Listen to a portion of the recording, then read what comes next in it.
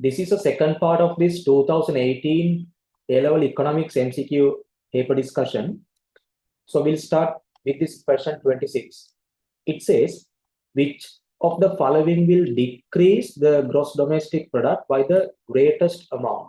So if you look at all these options that they have provided us, they talk about the government expenditure and taxes and also about net exports. So what's the theory part related to this question? The theory part is about autonomous expenditure multiplier.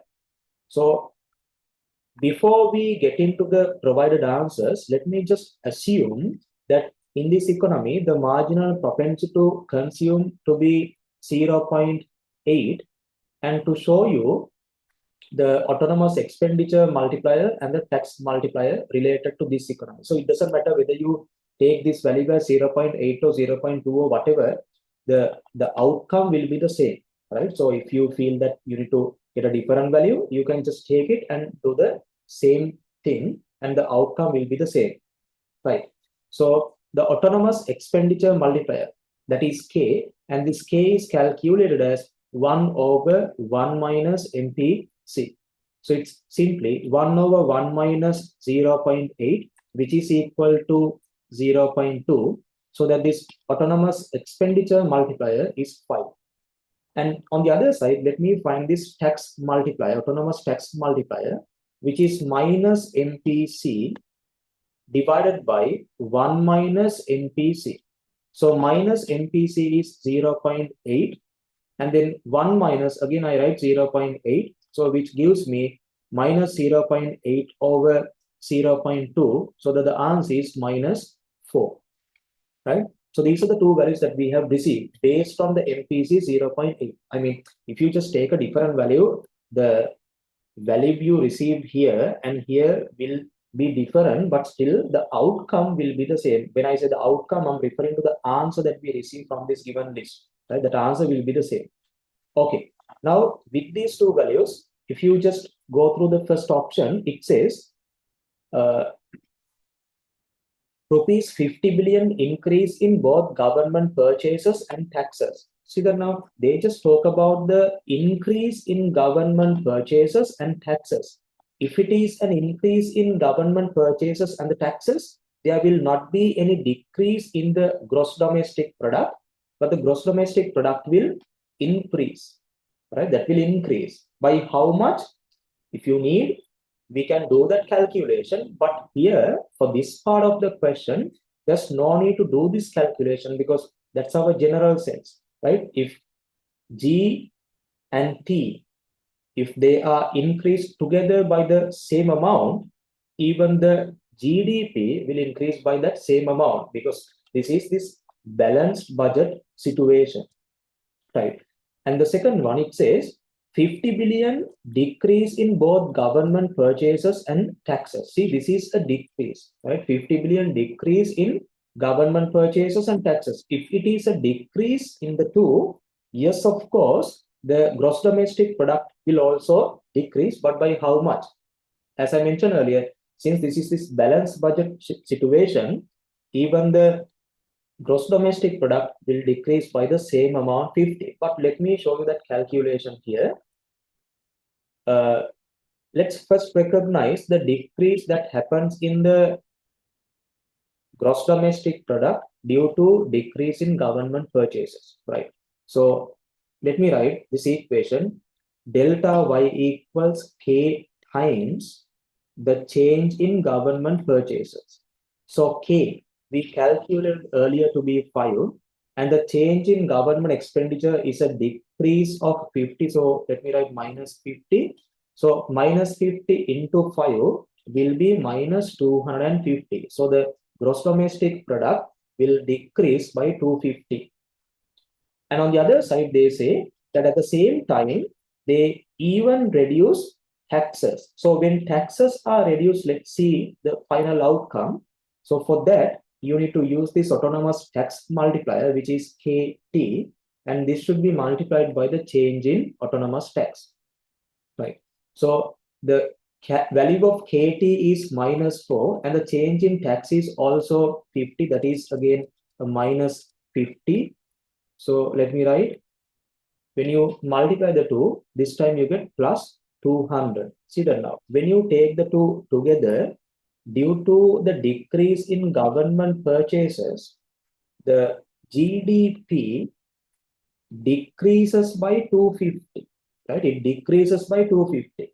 But due to the decrease in taxes, GDP increases by 200. And when you combine the two, what's the final outcome?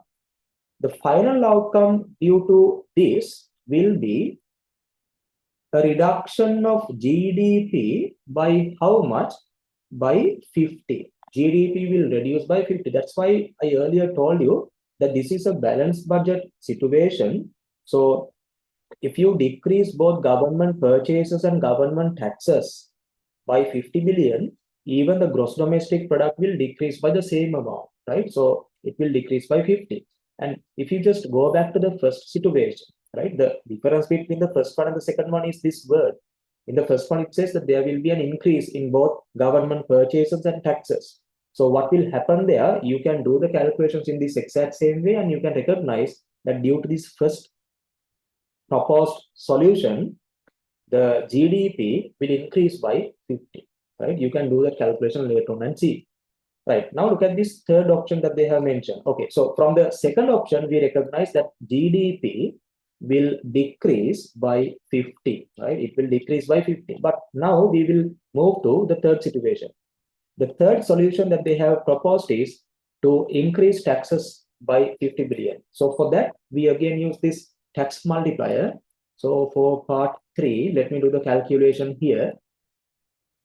So change in GDP is equal to tax multiplier into change in tax.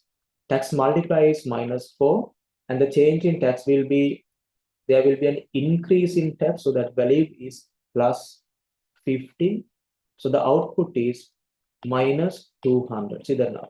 From the third suggested answer, right, we can understand that GDP decreases by 200. Right. The fourth one, 50 billion decrease in government purchases. If it's a 50 billion decrease in government purchases, let's see the final outcome on the gross domestic product. So for that, I use the autonomous expenditure multiplier. I multiply that with the change in government expenditure. So K is 5, and change in government expenditure is a decrease of 50. So that's -50. So when I multiply the two, I receive -250, right? I get -250. So from the fourth one, we recognize that this GDP will decrease by -250. And the fifth one, it says 50 billion increase in net exports. See, when net exports get increased, the GDP will increase. So no need to do a single calculation for that. You can simply ignore that answer, right? So from the remaining 3, because we can ignore the first one and the fifth one both. So from the remaining 3, what happens? The GDP decreases, but the question asks us to recognize the answer which shows us the greatest decrease. So the greatest decrease happens from the fourth suggested answer. So that is the answer for this question number 26. Right. So let's move to this question 27. There it says, in an economy without a government sector, consumption, investment, and exports and imports are given in this way. So what do they ask us to calculate? What will be the equilibrium level of national income in this economy? Okay. So this is very simple. We will do the calculation this way. So we'll send this one to this side and we'll start the calculation here. So let me write, at the macroeconomic equilibrium, right? We know that the aggregate income must be equal to the aggregate expenditure. And in a typical question, this aggregate expenditure consists of these components, C plus I plus G plus NX. But in this question, they have mentioned that there's no government sector. So for this given question, if you develop this equation, this time E is equal to C plus I plus just NX, right? And we make that equal to Y. Okay, now let me take the given equation for consumption. So I replace C with that equation, which is 200 plus 0.75 into Y plus investment is 500, and then net exports. How do we find this net exports? Exports minus import. So export is 150 minus import, that is just 100. So see what happens now. Y is equal to 200 plus 500, 700. And from this bracket, we get another 50. So the final answer is 750 plus 0.75 into Y. Now I send this plus 0.75 into Y to the other side. So it becomes minus Y minus 0.75 into Y equals 750. So from this, I receive, see, this is just 1 Y minus 0.75 into Y. So I receive 0.25 from that side. So 0.25 into Y is equal to 750. So that Y is equal to 750 over 0.25, right? 750 over 0.25. So that the answer will be 3,000. So that's the answer. So the answer, the final answer for this question 27 is the first one. Now we will move to this question 28. In question 28, we get the diagram, and the question says, in the diagram below, OY1, wait, I'll show you OY1. This is O, and this is, let's say, Y1.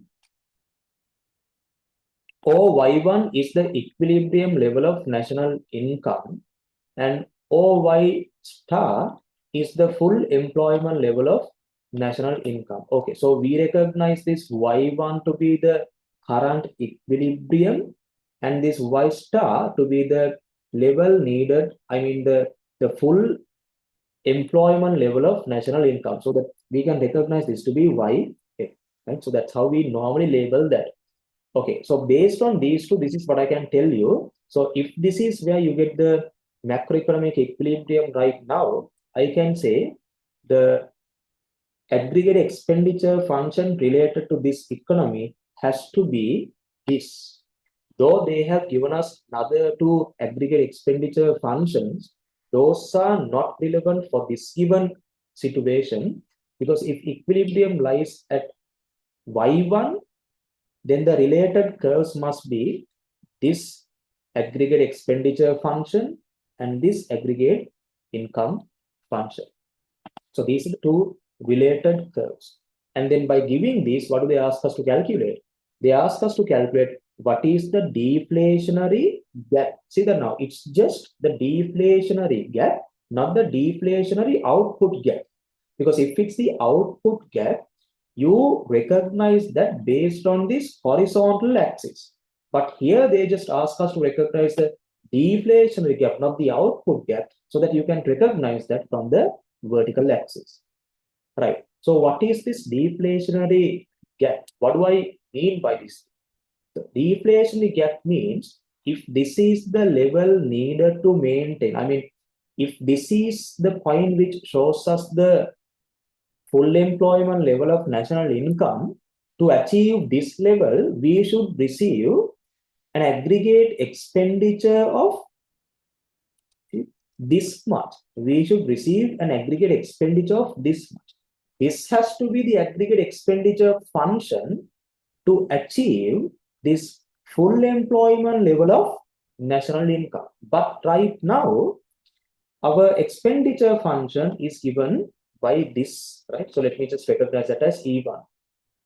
So that there's a mismatch between the level needed to achieve the full employment level of national income and our current level of national income, or the current aggregate expenditure.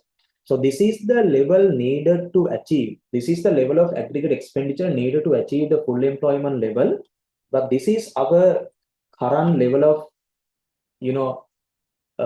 aggregate expenditure. So the gap between these two, right? The gap between these 2 points should represent the deflationary gap, right? So, but in this question, somehow they haven't given us the point related to this or the point related to this, but we can understand that this gap has to be same as this gap, right? Because these two must be parallel aggregate expenditure functions. Then this, whatever the gap you find here, must be equal to the gap that you find here. So that gap is presented by V and U. So the answer has to be V and U, if not U and V. So answer is the second one for this question 28. Right, now we'll move to this question 29. It says, what's the basis of the National Consumer Price Index? See that now this is not relevant for your A-level exam, so let's skip this one. Right, look at this question 30 now. It says, which of the following would generate cost push inflation? If it is the cost push inflation, what needs to happen? The production cost, right? Production cost should go up. When the production cost goes up, the cost push inflation rises in the economy. එහෙනම් අපි සරලව හිතන්න ඕනේ මේ දීලා තියෙන මොන options වලින්ද production cost එක වැඩි වෙන්නේ කියලා. Right. Look at this first one. An increase in the price of labor. Price of labor means the wage. So when wage increases, what happens to the cost? Even the cost increases. So this itself must be the answer for this question 30. But we will go through the other options as well. The second one says a decrease in the price of electricity. See, when electricity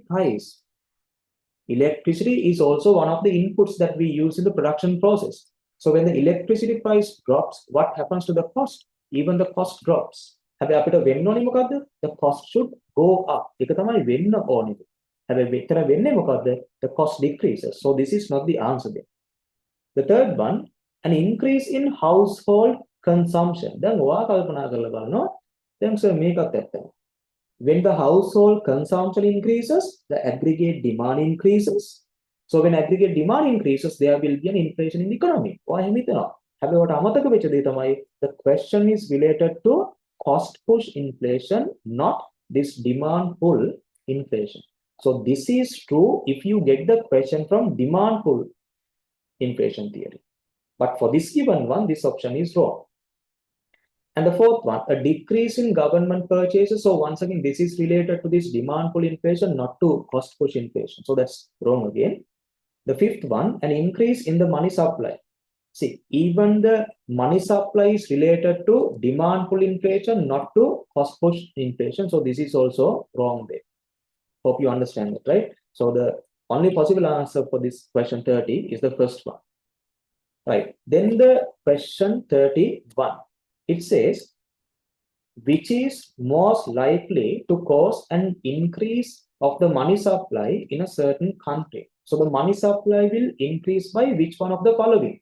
All right, now just think about this one first. It says that there is a surplus in the balance of payment. This is not something that usually happens, but for the given question, they have mentioned that there is a surplus in the balance of payment.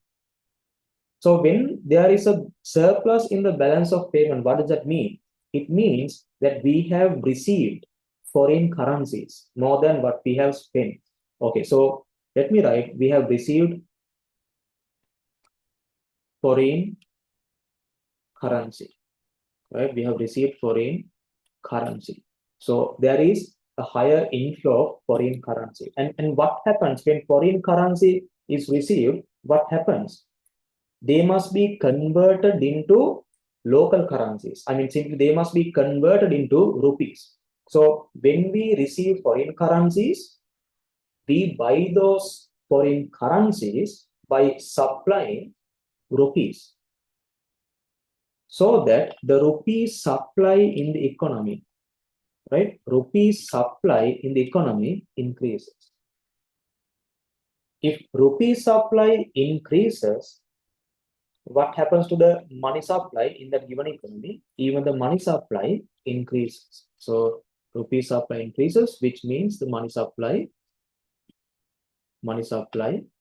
also increases. Then that's the answer for this question 31, right? The first one. But we will go through the other options as well. The government budget surplus. If there's a budget surplus, what does that mean? The government expenditure is very low, but the government tax revenue is very high. When the tax rate is increased, what happens to the money circulation among the general public. Money get transferred to the government from the general public, right? Money get passed to the government.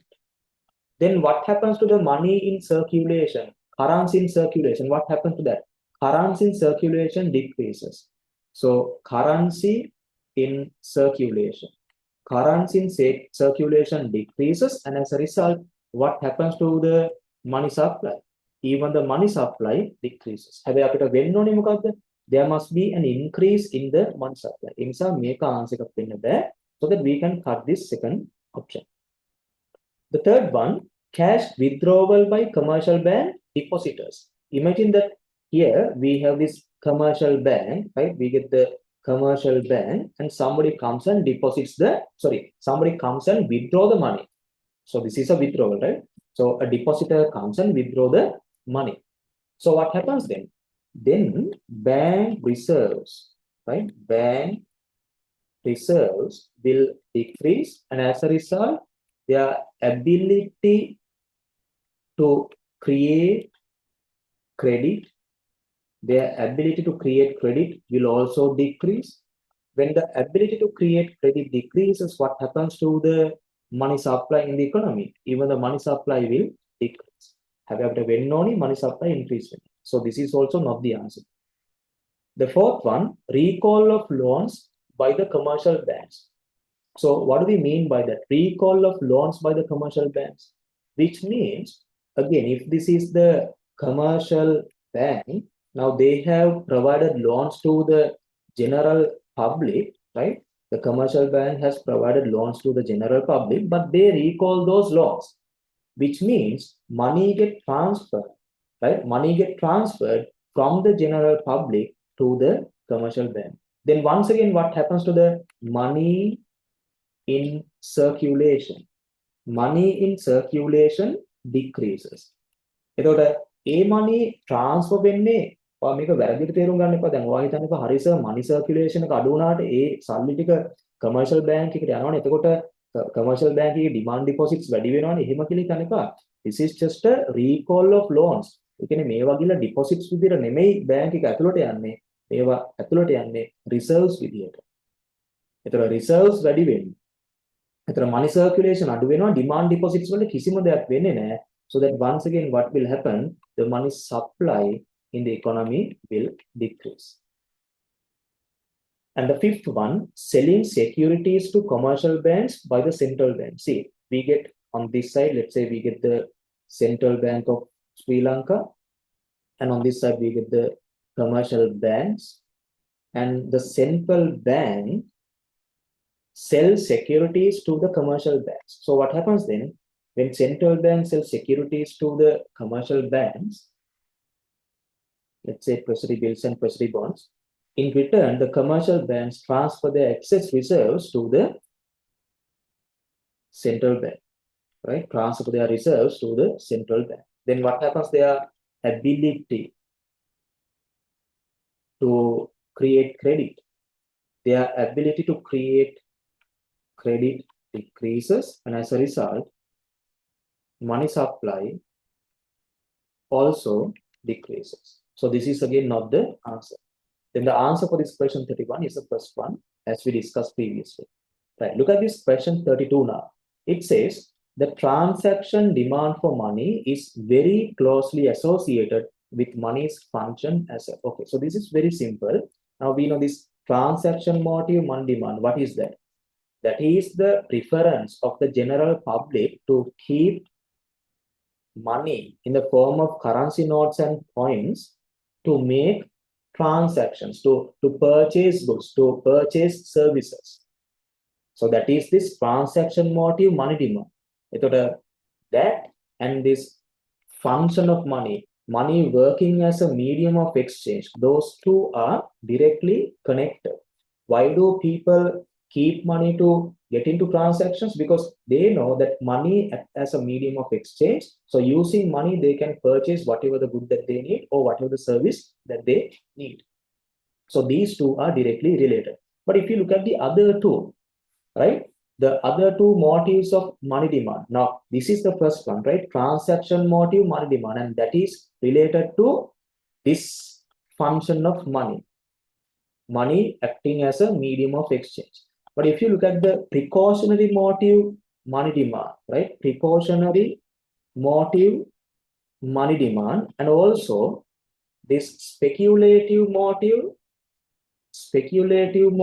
money demand, these two are directly related to which function of money? They are related to this function of acting as a store of value, right? Acting as a store of value. So these two are related to this particular function of money. Right, we'll move to this question 33 now. In 33, it says, which of the following is a liability of a commercial bank balance sheet, right? So we know if this is the balance sheet of the commercial bank, on this side we get the liabilities and on the other side we get the assets. And there are two different types of assets, the reserve assets, mainly, right? We have reserve assets and also we have earning assets. And on the liabilities side, the main thing that we will find here is the deposits, right? Deposits by the customers. And other than the deposits, we will have capital. So these are the main parts of liability, right? Now the first one, treasury bills. See, treasury bills is one of the earning assets. Customer deposits, as you all see here, customer deposits is one of the main liabilities that we find in the balance sheet of a commercial bank. So this is a liability, it's true. And loans and advances. See, loans and advances, this is the money that the commercial bank has lent to the general public. So this is an earning asset. And money at call. See, this money at call means the money given in interbank call money market, which is very much similar to the loans and advances. But the difference is loans and advances are given to the general public, but this money at call, if not, the interbank call money market offers short-term loans to other commercial banks, which is once again an earning asset to the given commercial bank. Bills discounted is also an example for an earning asset. So that the only liability we see here is this second one, customer deposits. So that's the answer for this question 33. Right, now look at this question 34. It says, what are the key policy tools used by the Central Bank of Sri Lanka in conducting its monetary policy at present? This is also not that relevant to your A-level year. Things may change, but for the time being, the two main policy tools used by the Central Bank of Sri Lanka to conduct their monetary policy is this. I mean, if they just ask us to recognize one specific key policy tool, that would be definitely the policy rates. And what do we mean by this policy rate? Policy rate means a standing deposit facility rate, and the other one is standing lending facility rate. So that's the main policy tool used by the central bank to conduct the monetary policy. And these two are directly connected with the open market, right? Open market operations. Open market operations. So for this question, since they asked us to recognize the key policy tools, the answer has to be the fifth one. Right. And look at this question 35. I'm not going to discuss this in detail. The reason is these things can change. That's why I'm not going to discuss the other provided options. Right. So come to this question 35 now. It says, when consumption of a certain good generates positive externality, which of the following must be true at the market equilibrium? All right.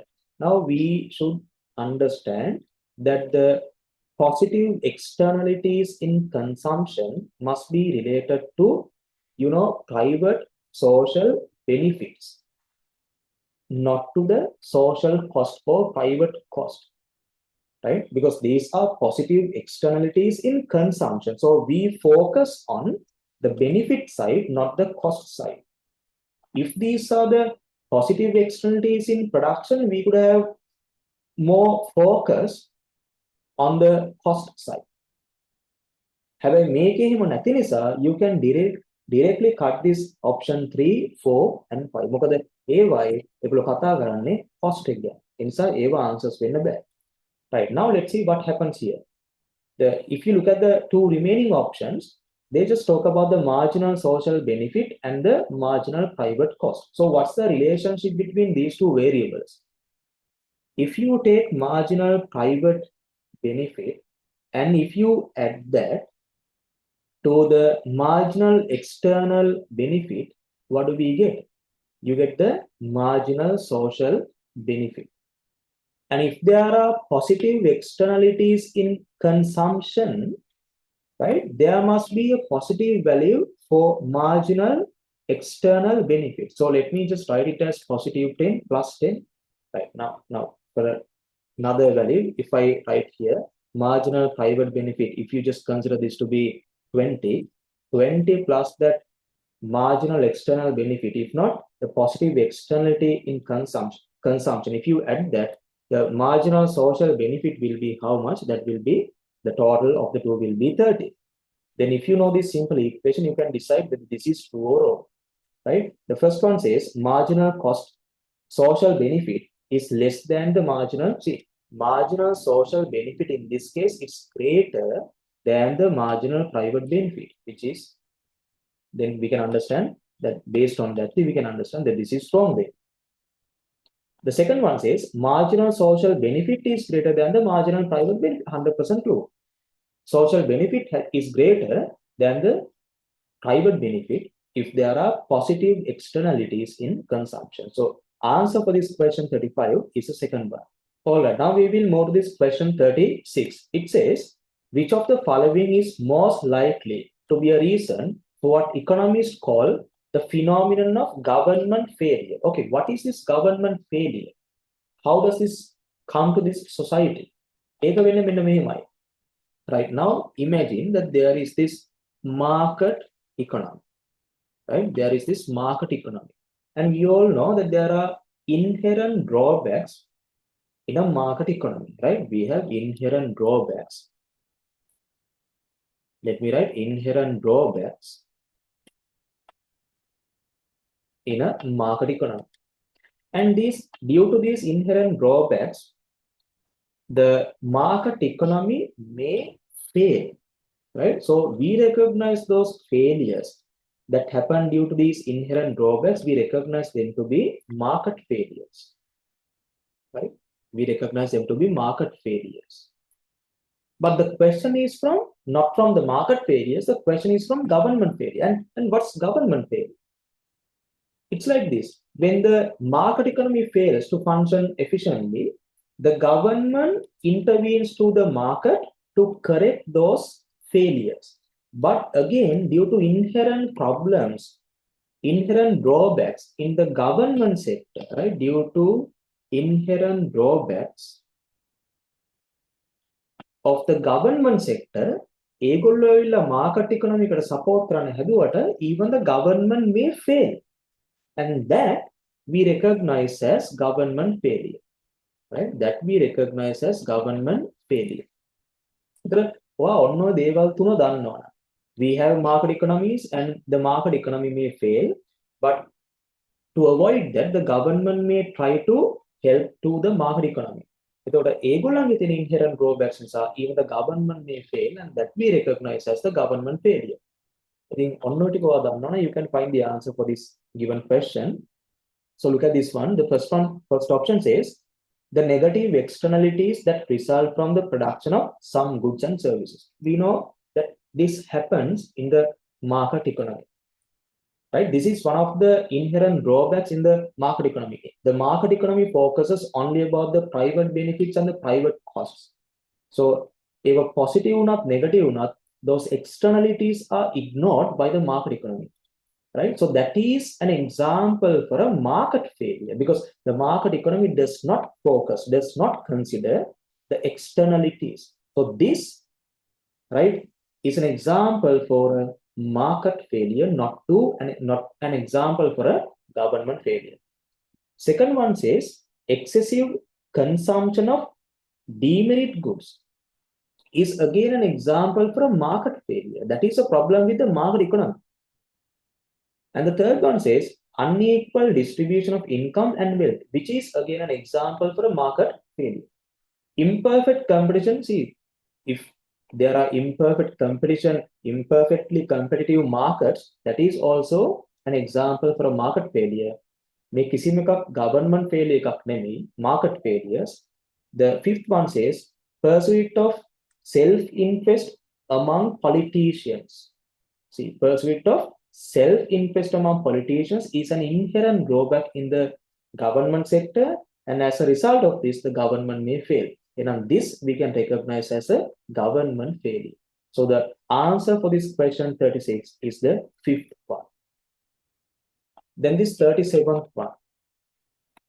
Which of the following is true of the marginal cost providing a pure public good to one more consumer? This we discussed in a previous paper as well. If it's a pure public good, the marginal cost is always zero. These are facts. These things are there in any note. ඕක තමයි කතන්දරේ. ඒතර මේ වගේ මේකම කලිනුත් තිබුණා question එක. Right. So remember this point at least out. If it's a pure public good, always the marginal cost is zero. ඒකේ සරල අදහස තමයි imagine that this is a street light. I can't do anything but just assume that this is a street light. එතකොට මේක එකපාරක් පත්තු කළාට පස්සේ the cost is whatever that cost incur is the cost. එතන මේක ඇතුලේ එක මිනිස්සෙක් යනවා. මේක යටින් එක මිනිස්සෙක් යනවා. එතන cost එක අරකම තමයි. එතන මේක තව මිනිස්සෙක් මේක යටින් ගියා කියලා එයා ගිය නිසා මෙතන cost එකක් අලුතෙන් එනවාද? එහෙම වෙන්නේ නැහැ. ඒ නිසා අපි කියන්නේ that marginal cost of providing these pure public goods to the customers or the consumers is always zero. ඒක light එක දැම්මම light එක දැම්මා ඒක ඇතුලෙන් එක යටින් එක මිනිස්සෙක් ගියා ඒක යටින් මේ මිනිස්සු දෙන්නේ ගියා the cost is always the same. So there's no any extra or additional cost that get added to the total cost. So that's why we say that the marginal cost is zero. Right. We'll move this question 38 now. The principal sources of tax revenue in Sri Lanka. Again, the makeup they might change from one year to another.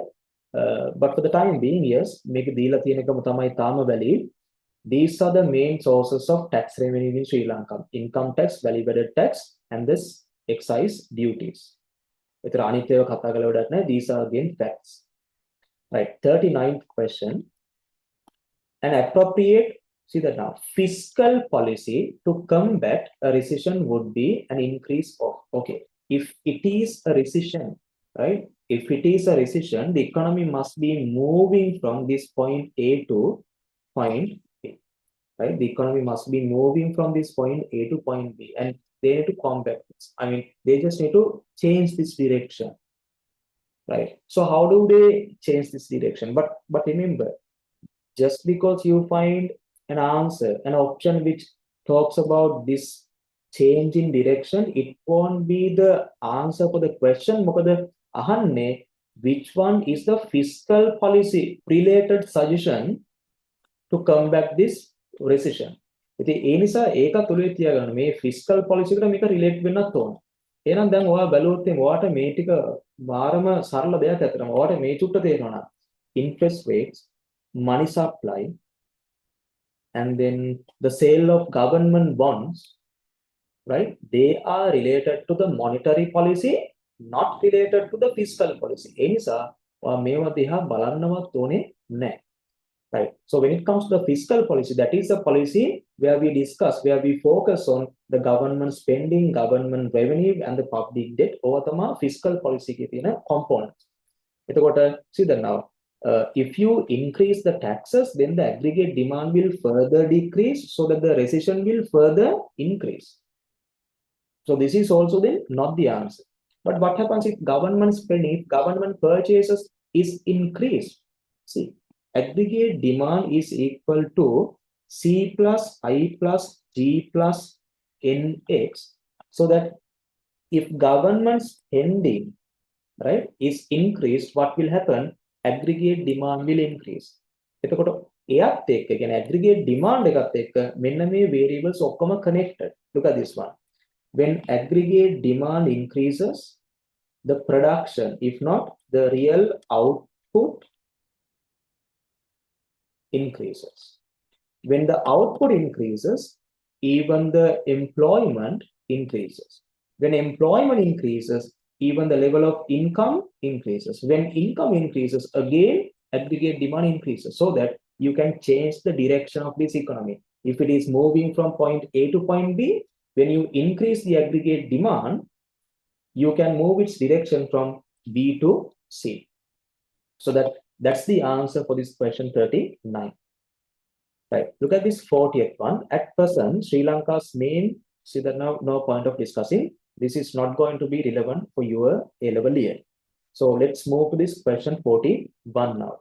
In question 41, it says, countries' terms of trade increase from the base year value of 100 to 130 in the following year.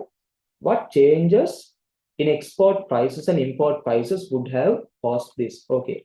So if you remember the equation of calculating these terms of trade, you can easily find the answer. So what's the equation?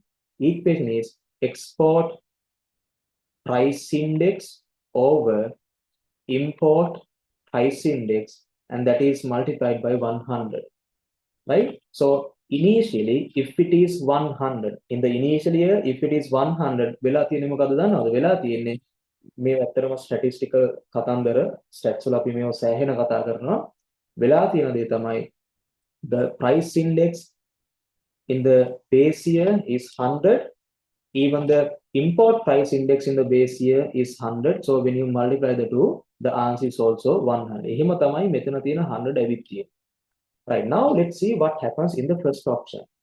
Right, in the first option they say there's a decrease in export price index and an increase in import price index. So the percentages are given. So if export price index has decreased by 30, අර කලින් මෙතන 100 නේ තිබුණේ. ඔයා මේක තේරුම් ගන්නවා ස්ටැට්ස් කරලා එහෙම සීන් එකක් ඕනේ. You can just understand this thing anyway. So if it was 100 previously and if it get reduced by 30%, then the new value, according to this first option, the new value of the export price index has to be 70 because it decreases from 30. Previously it was 100. When it get decreased by 30, the new value is 70. And the import price index get increased by 10%. So previously it was 100, but now it has to be 110. So when you multiply this thing by 100, you can understand that this is not going to be equal to this new value that is given as 130. So that's not going to be equal to 130. And that's not the answer. Right, now look at this second option. In the second option, it says export price index decreased by 20, which means the new value has to be within 80. The import price index get decreased by 10%, which means the new value has to be 90, which is also not equal to 130. So this is also wrong way. Third option, look at this. It says export price index get increased by 30. Okay, which means previously it was 100, but now when it get increased by 30, it is 130. But nothing has happened to the import price index. It was 100 previously. Since nothing has happened, even now the value is 100. See, when you multiply this thing by this 100, you get the value 130. So this is the answer. When this happens, right? I mean, when this happens, the terms of trade can increase from 100 to 130. අනිත් දෙකත් මම අර පෙන්නුවා කියලා assume කරන්න. නැත්නම් ඔයා නිකන් ලියලා බලන්න. You can understand that those values will not be equal to 130. Simple. Right. 42. A country can have an increased surplus in its balance of trade as a result of, okay, look at this balance of trade. I mean, balance of trade account, right?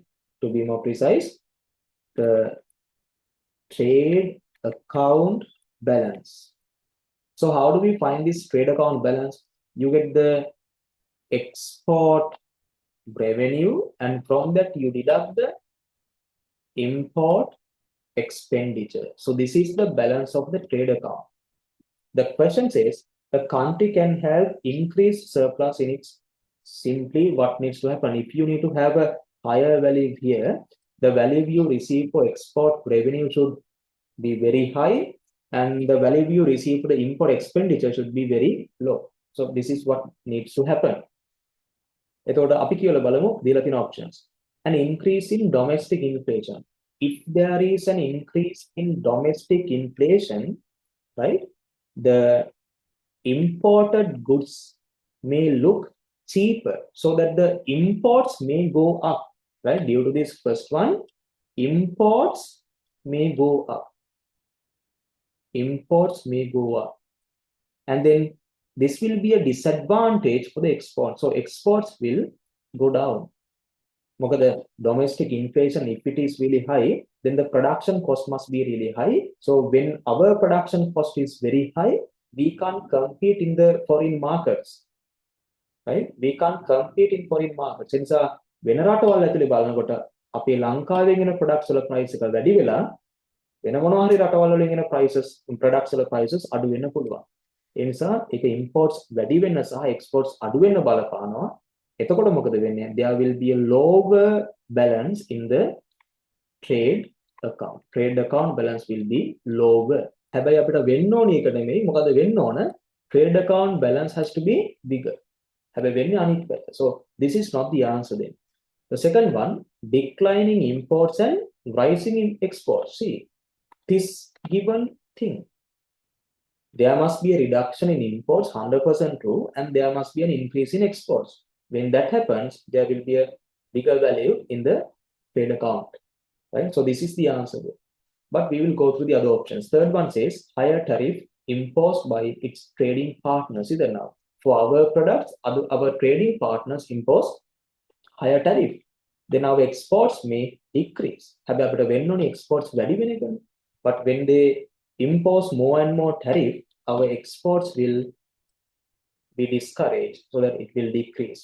And there will be a lower value in the trade account. So that's not the answer here. The fourth one, it says an increase in FDI inflows. See, the problem here is the main question is from the trade account balance. And in the trade account, we record only exports and imports of goods. Only goods, physical goods. And this FDI, these are not going to be recorded in the trade account. So this is not the answer there. This is irrelevant.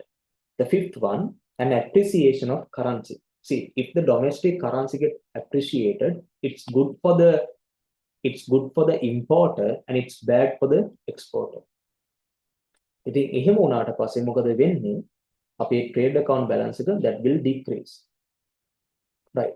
Now look at this question 43. It says, sorry, so this is not relevant for your A-level here, so we'll skip this one, right? 44. In question 44, it says, the diagram below shows the demand for Sri Lankan rupees and the supply of Sri Lankan rupees in the foreign exchange market of Japanese yen. Okay, so we have two demand curves and we get three supply curves. The next part says, the market is initially in equilibrium at K. Okay, we'll find this letter K inside this diagram. K is here, right? K is here. So if they tell us that the current equilibrium is at point K, we can understand simply, though they have given us 1, 2, 3, 4, 5, though they have given us 5 different curves, the curves that are really related to this equilibrium has to be this supply curve and this demand curve. පහක් දැක්කට ওই දෙක විතරයි අපිට වටින්නේ මේ වෙලාවේ. Then it says, what could be the new equilibrium point in the foreign exchange market after, in the foreign exchange, what is it? what could be the new equilibrium point of the foreign exchange market after in the foreign exchange market an increase in demand for imported cars owing to a substantial reduction in duty on imported cars in Sri Lanka. Okay, so the demand for imported cars in Sri Lanka, that increases. See, when we import more and more cars, what do we supply? We supply rupees, right? We supply more and more rupees, and we demand more and more Japanese yen, right? We demand more and more Japanese yen. So remember, on this axis, you see the quantity of Sri Lankan rupees, and here you get the price of a rupee in yen, right? Price of a rupee in yen. See, when we import more and more cars, what happens to our Sri Lankan rupee? The supply, see, the supply should increase. So if this is our initial supply curve, when supply increases, what will happen? It will be shifted to the supply curve will be shifted to the right side. There will be a rightward shift of the supply curve. And when the supply curve gets shifted to the right side, nothing happens to the demand. The rupee supply increases. Yen demand increases. Right? Yen demand increases, but this demand curve is for the Sri Lankan rupees. So nothing happens to the demand curve, but the supply curve gets shifted to the right side so that the equilibrium moves from which point to which point? Equilibrium moves from point K to point C. So the answer is the third one. Right, 45. Income disparity can be measured by. Remember, it's not the poverty or anything. Here they are referring to the disparity in income distribution. So to measure the disparity in income distribution, maybe you can use the Lorentz curve. Statistics. If not, you can use the Gini coefficient, or maybe you can use this quantile ratio, right? Using one of these, you can evaluate the disparity in income distribution. The difference between GDP and GNI. So that has nothing to do with the disparity, the inequality in income distribution. So that's wrong. Gini coefficient, as I mentioned here, yes, we can use this Gini coefficient or the Lorentz curve or the quintile ratio to evaluate the inequality in income distribution. So that is the correct answer.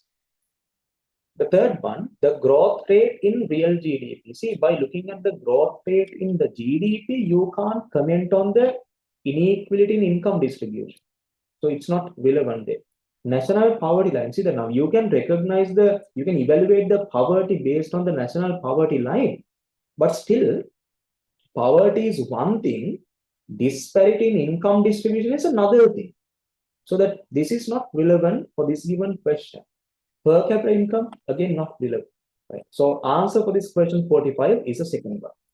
Right? Come to this 46th question. This says, from the following, select the 3 indicators currently used in the Human Development Index. හිතන්නවත් වුමනා නැති දේවල්. මොකද මේවා ඇවිල්ලා very well recognized, globally accepted, right? Globally accepted facts.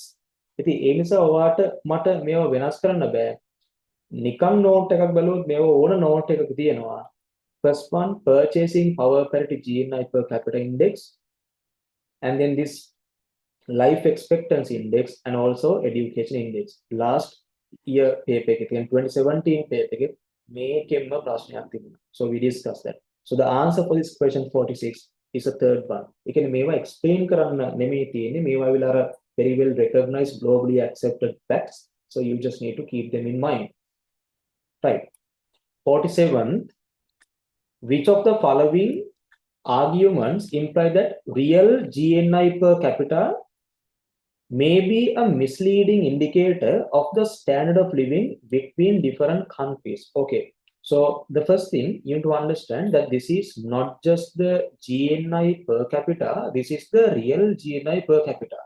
And we normally say, yes, GNI per capita is not a suitable measure to compare the standard of living between countries. And we just need to select the arguments which prove that point.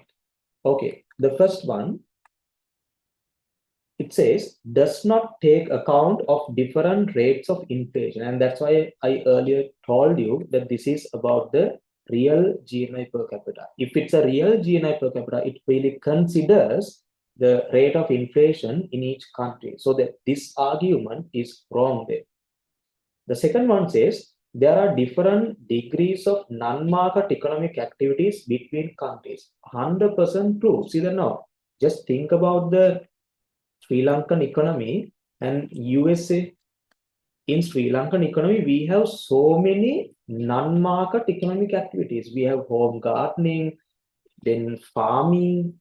So we have different types of non-market economic activities that are not included in the calculation of GDP or GNI, right?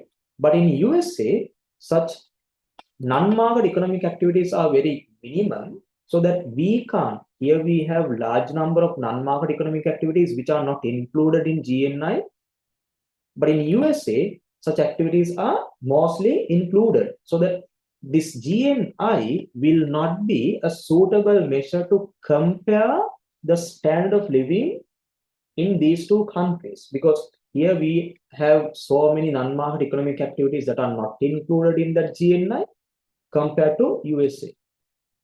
Yes, this is a true argument.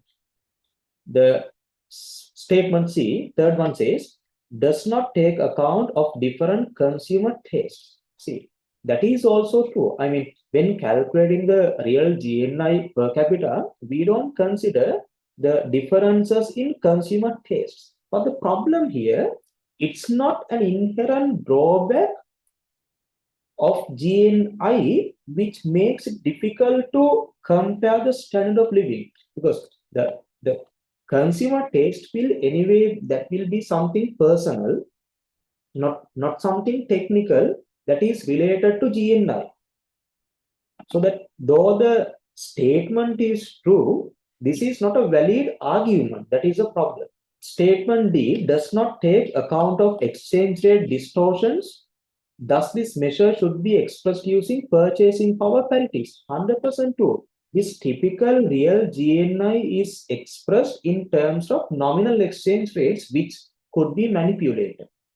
So that if you really need to compare the standard of living between two countries, you can't use this typical real GNI per capita. You need to at least use GNI per capita, which is based on purchasing power parity exchange rate. So this statement is true, and on the other side, it's a valid argument. So that the statement D is also true. Statement E, the income approach of GNI measurement may differ from expenditure. See, that's a lie. The given statement itself is wrong. This is a false statement. Then we have two valid arguments, and they are B and D. So that's why this third one becomes the answer for this question 47. Right. 48 one. Sustainable Development Goal 1. The very first Sustainable Development Goal is about poverty. Yes, true, it's about poverty. And once again, as I mentioned here in this question 46, even this is very well recognized, globally accepted fact, right? If it's the first Sustainable Development Goal, it's about poverty, and that goal says that we need to end poverty in all its forms by the year 2030. So that's their globally accepted Sustainable Development Goal number 1. ඒකත් එක්ක අපිට වෙන arguments තියෙන්න විදියක් නැහැ. මොකද ඒවා ඇවිල්ලා standards. Right. Insa, we'll move to this question 49. The distribution of population among 3 major age groups of a country is given in the table below.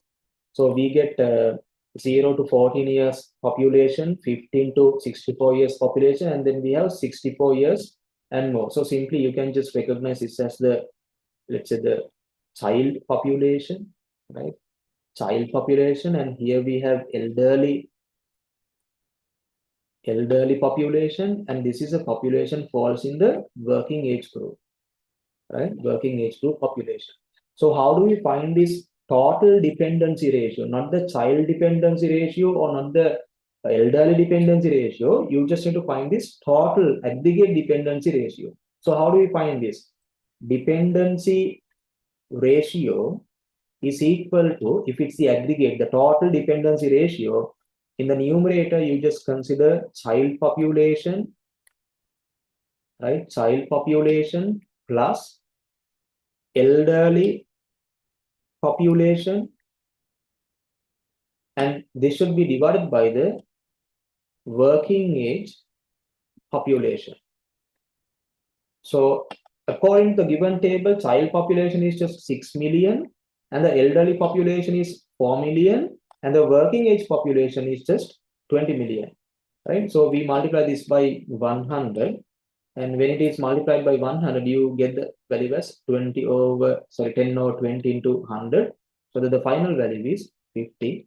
So the answer for this question 49 is the fifth one. And the 50th question, see again, domestic product of Sri Lanka at present. So this is not going to be relevant for your A-level year. So I'm going to skip this question 50.